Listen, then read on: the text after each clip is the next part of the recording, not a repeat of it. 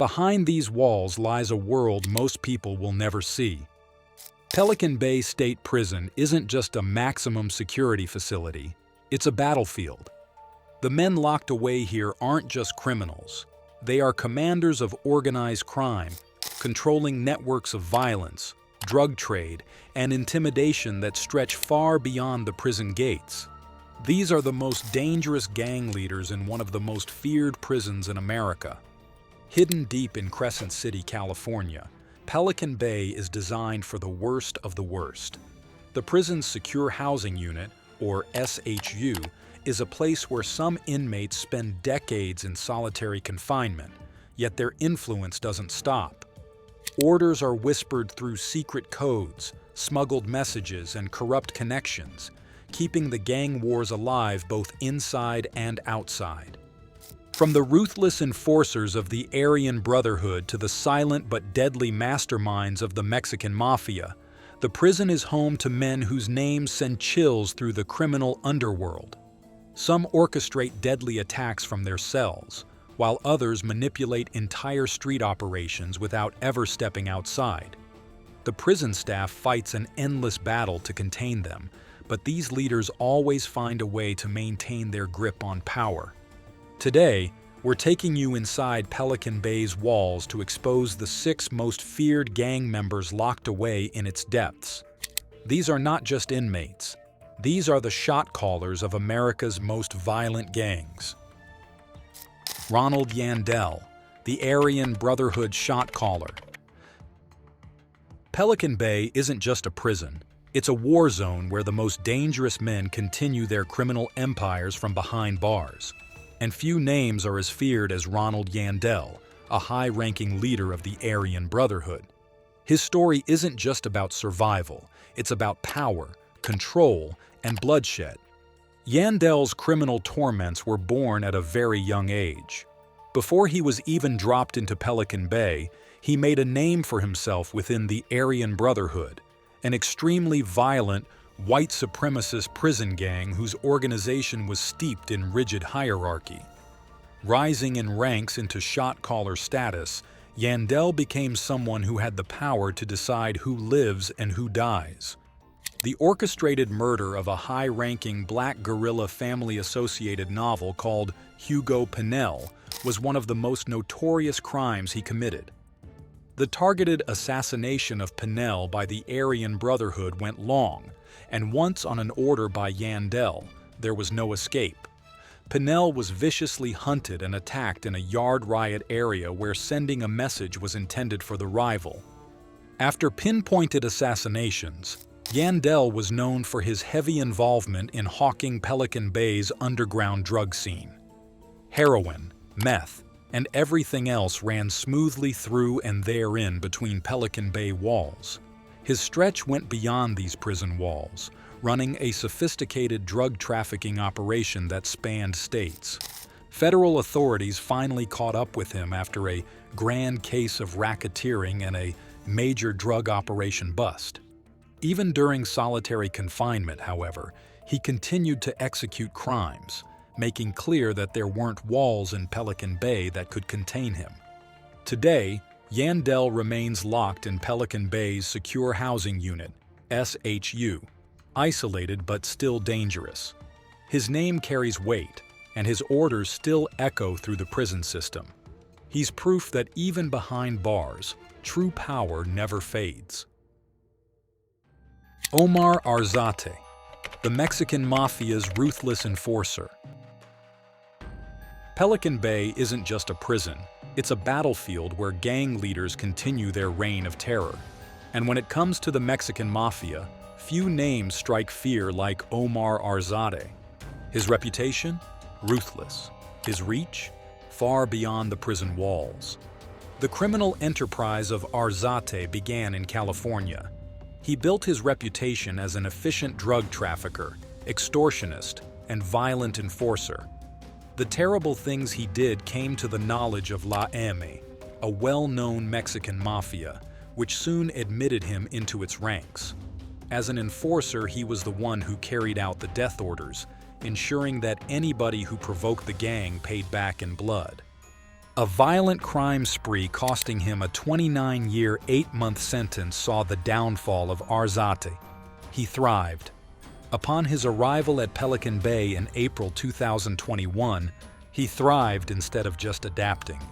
Even from Pelican Bay's supermax, Arzate was a leading figure in Mexican mafia operations. Through coded communications and trusted proxies, he continued to orchestrate drug trafficking, assault, and extortion operations inside and outside prison walls. His reach was so extensive that even correctional officers knew that a name sounded like a death warrant. Then came April 2024, a day that proved Arzate's power wasn't fading. A brutal prison fight erupted, ending in an inmate's death. Authorities later confirmed it wasn't random. It was an orchestrated hit, and all trails led back to Arzate. It was yet another reminder that in Pelican Bay, his word was law. Despite receiving a life sentence, Arzate remains an active shot caller for the Mexican mafia. Locked away in one of America's toughest prisons, he still commands loyalty, fear, and respect. His influence is proof that for some, prison isn't the end. It's just another battlefield. And the list of Pelican Bay's most dangerous men doesn't stop here. Ronnie Dubberry, aka Jamar, the Black Guerrilla family's enforcer. Behind the cold steel bars of Pelican Bay, few names command as much fear as Ronnie Dubberry, better known as Jamar. A lifelong soldier of the Black Guerrilla family, BGF, Dubberry's past is soaked in violence, power, and surprisingly, resistance.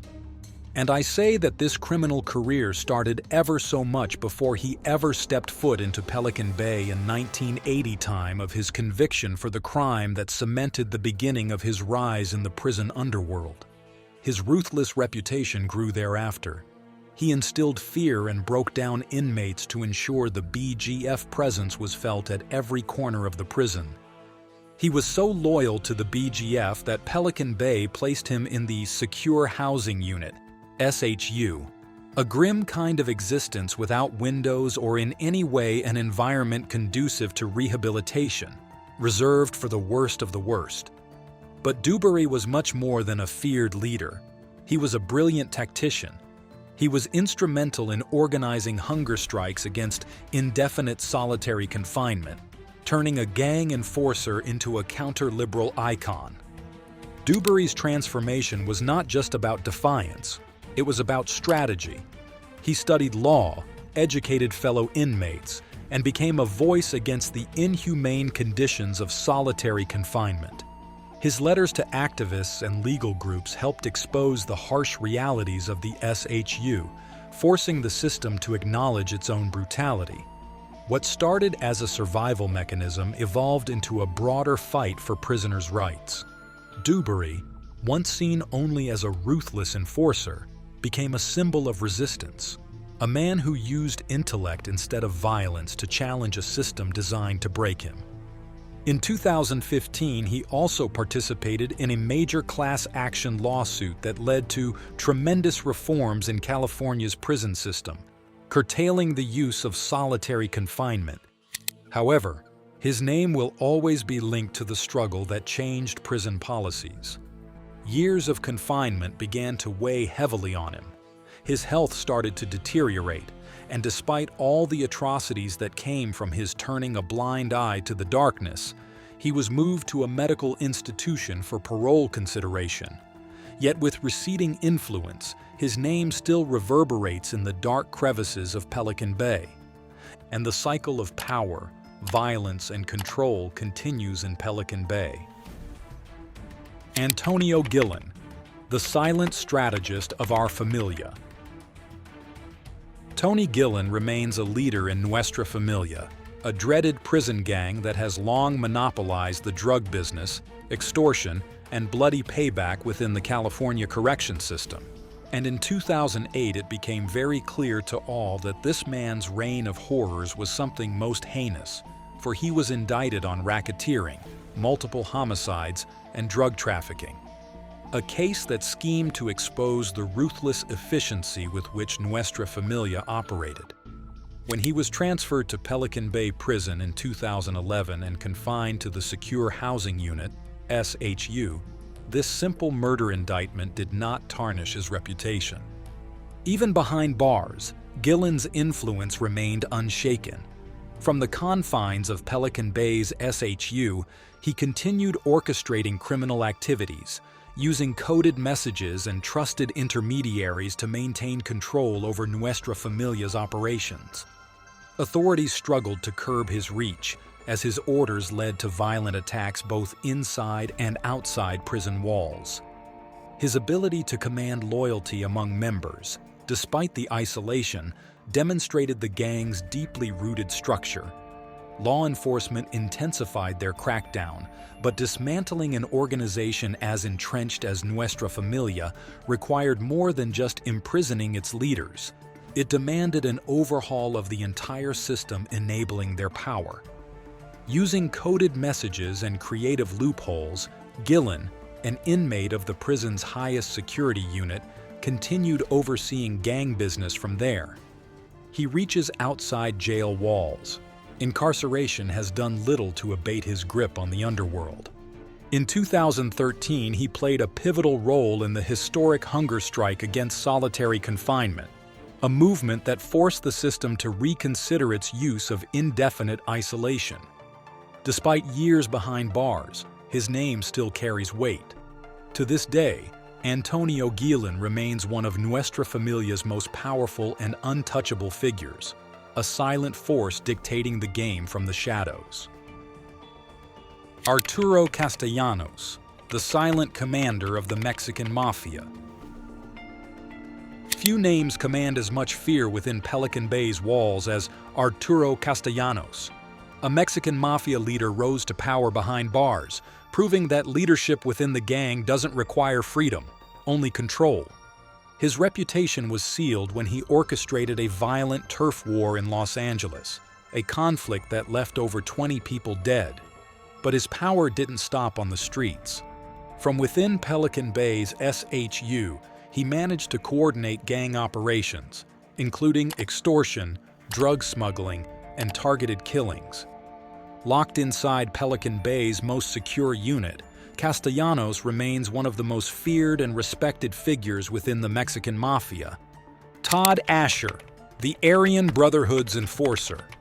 A seasoned leader of the Aryan Brotherhood, Todd Asher's journey into organized prison violence began with a simple burglary conviction, but it quickly spiraled into something much darker. Once incarcerated, Asher embraced the Aryan Brotherhood's stringent code of violence and death. His infamy was cemented in 1987 when he planned and personally executed the murder of another inmate in a show of ruthless power.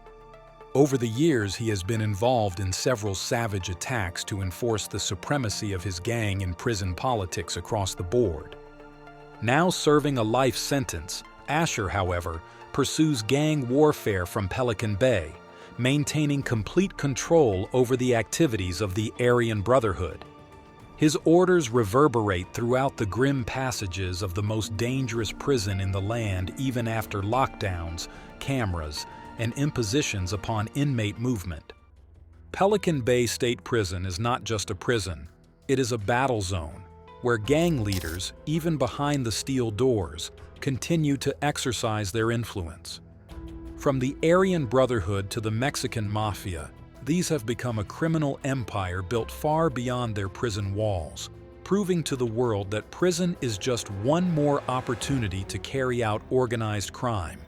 From behind the prison's most secure walls, they operate drug trafficking, extortion, and violence despite relentless surveillance, isolation, and maximum security. These stories speak chillingly to how powerful these gangs are inside the prison environment. What do you think? Is it possible to confine such dangerous men to these high-security facilities, or is it the failure of the system to stop them? Comment below and let us know. Please like, share, and subscribe for more amazing content. Thank you for watching, and we will catch you next time.